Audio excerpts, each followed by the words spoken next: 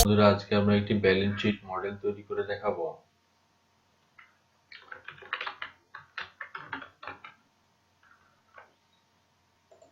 আমরা ডাটাগুলো টাইপ করে নিলাম, তারপর আমরা এখান থেকে উপর থেকে এখান পর্যন্ত সিলেক্ট করলাম, করে এখানে ফরম্যাটে ডাউন এরোতে ক্লিক করে ফরম্যাট সেলস থেকে আমরা বর্ডার ট্যাবে ক্লিক করব, করে আউটলাইন, ওকে, শান আইডি থেকে একটু পর্যন্ত মার্জ করে দেব। ঠিক আছে, এই দুইটা লেখাটাকে শান আইডি এবং ব্যালেন্স শিট এই দুইটা লেখাকে বোল্ড করব। এখন আমরা শান আইডি এই সেলটিকে সিলেক্ট করে আবার চলে যাব ফরম্যাট সেলস।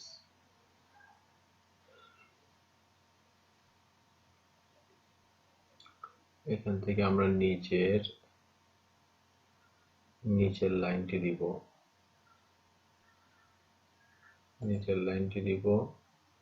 আর হচ্ছে এখানে সাইডের এই লাইনটি দিব। ওকে, এখন ব্যালেন্স শিট সেলে গিয়ে আবার ফরম্যাট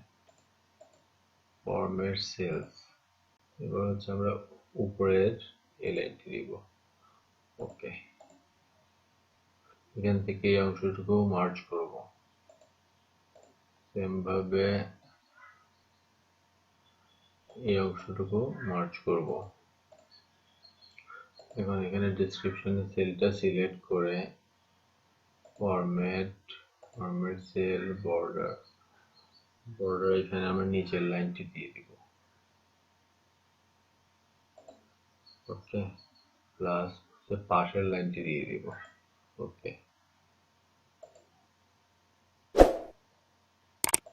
এখন এই সেলটি সিলেক্ট করে আমরা আবার ফরম্যাট থেকে ফরম্যাট সেলস, এবার হচ্ছে এখান থেকে উপরের লাইনটি দিয়ে দিব।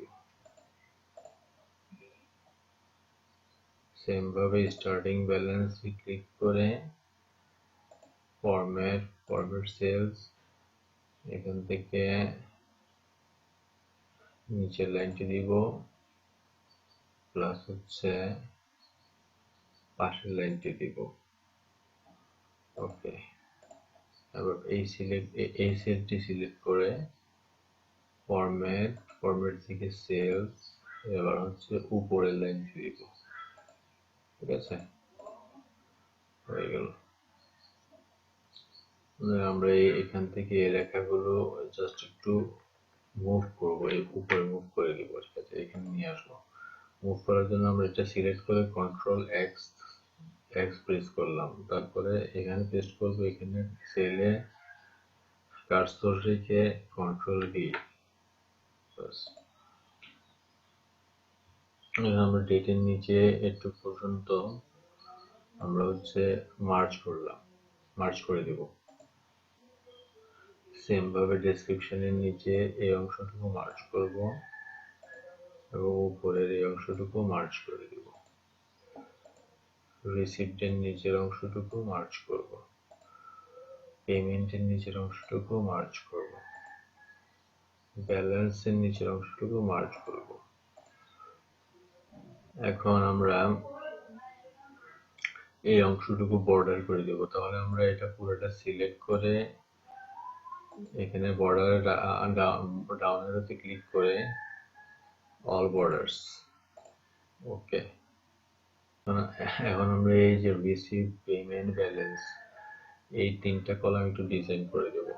ঠিক আছে, এখান থেকে আমরা এই সেলটি সিলেক্ট করলাম, করে আবার ফরম্যাট সেলস, এখান থেকে ফিল ট্যাবে ক্লিক করবেন, করে কালার দিয়ে দিবেন।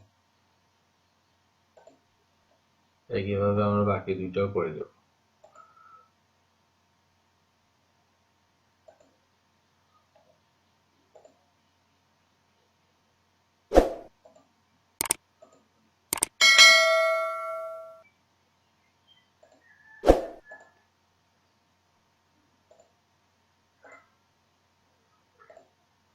এভাবে আমরা একটি ব্যালেন্স শিট মডেল তৈরি করতে পারি।